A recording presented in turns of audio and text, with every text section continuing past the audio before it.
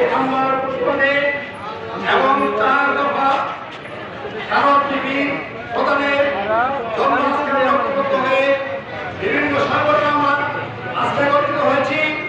উপস্থিত আছেন পরিষদের ময়মনসিংহ জেলা শাখার সম্মানিত সভাপতি উপাধ্যক্ষ আব্দুল আলম সাহেব, উপস্থিত আছেন জমিয়তুল মুদারিসিনের ময়মনসিংহ জেলার সভাপতি অধ্যক্ষ সোহেব আহমেদ, উপস্থিত আছেন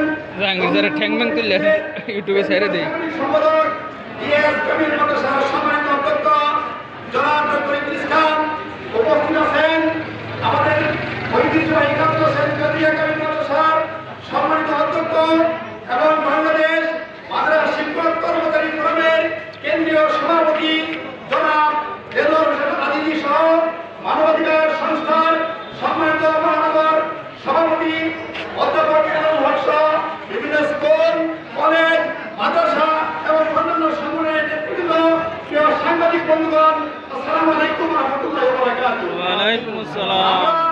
দুঃখের সাথে জানাচ্ছি 5ই আগস্টে বৌদ্ধ আবু সাঈদ রাদের জন্য রক্ত দিয়েছিল প্রায় 2000 ছাত্র জনতা রক্তের বিনিময়ে যে সরকার গঠিত হয়েছিল, এই সরকারের আমলে একজন মানুষ গড়ার কারিগর, একজন শিক্ষক, একজন শিক্ষা প্রতিষ্ঠান প্রধান, একজন সুপারের ওপর সন্ত্রাসী হামলা করা হবে এটা আমরা চিন্তাও করতে পারিনি।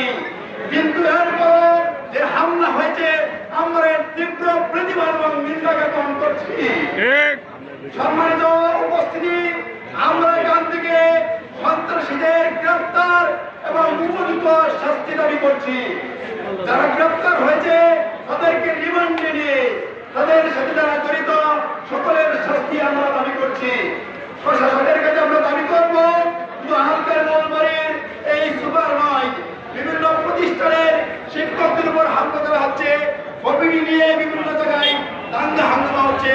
আমাদেরকে যেন সরকারিভাবে এবং বৈষম্যহীনভাবে আমাদেরকে প্রোটেকশন দেওয়া হয়, আমরা এই দাবি জানাচ্ছি।